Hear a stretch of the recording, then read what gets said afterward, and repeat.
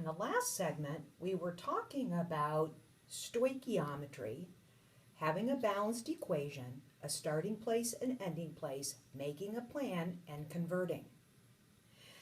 Then we talked about the fact that you needed to practice, which supposedly you did, or we spent time in class working together, or a variety of other scenarios, okay? Have to practice. But now we're going to have ingredients run out.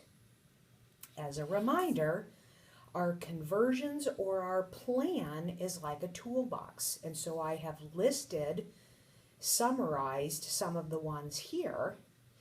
Atoms to mole is always Avogadro's number. Grams to mole, or back again on all of these, is molar mass. Mole of A to mole of B is always the mole ratio. You have to have the balanced equation to do that. As a reminder of some of the other ones we've learned about, milligrams to grams, or back again, centigrams to grams, kilograms to milligrams, etc., you need the SI metric prefixes. Grams to volume, mass to volume is always density, and so forth. So think of this as a toolbox. Now segment 11 begins with what happens when you run out, and this is new for many of you. Page 17. We're going to start with a familiar example like a bicycle. If I have 4 wheels and 1 seat, how many bicycles can I make? Well, this is so familiar that we don't even need to do any math in our head. We know we can only make 1 bike because the number of seats limit. If we have 1 seat, we need 2 wheels, and therefore we have 2 extra wheels. If we want to expand on that and do a little math, let's go back to our other familiar examples, which is brownies. We have our recipe, and now instead of all of the ingredients being in excess except 1, we're going to have specific amounts of 2. Notice there are 4 reactants or ingredients. We're only going to manipulate 2. We're going to look at this as 2 separate stoichiometry problems. Starting place number 1 is mixes. Starting place number 2 is eggs. Either way, our ending place is pans.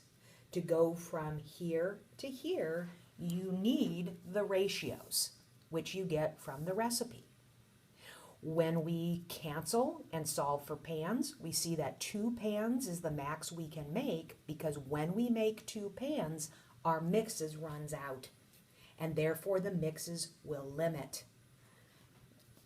If I look at oil and mixes, same idea.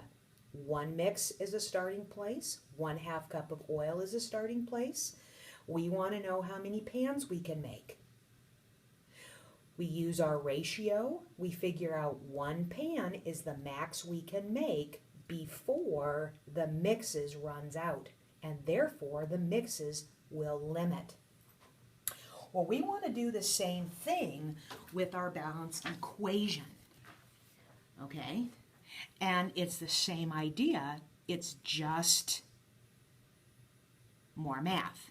Now, if I tell you in a problem that 1 reactant is in excess, by definition, the other one has to limit.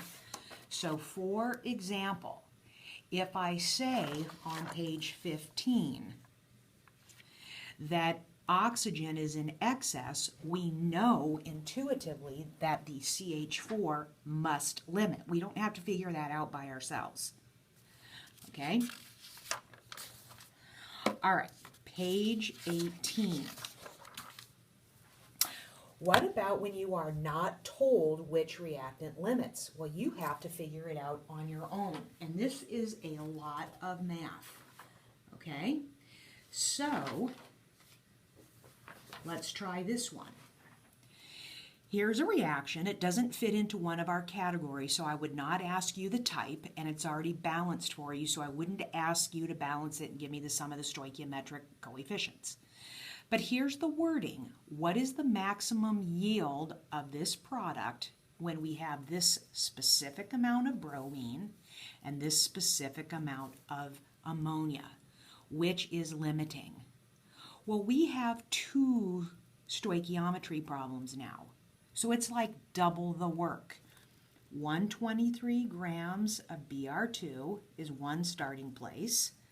Maximum yield means grams of NH4Br. The second starting place is 90.4 grams NH3. We still have the same ending place. In both scenarios, we need a plan. Always, when we go from A to B, we always need the mole ratio. So we're going to go grams of Br2 to moles of Br2 through the molar mass, moles of Br2 to moles of ammonium bromide through the mole ratio. We get that from the equation. Moles of ammonium bromide to grams of ammonium bromide through the molar mass, which again we get from the periodic table.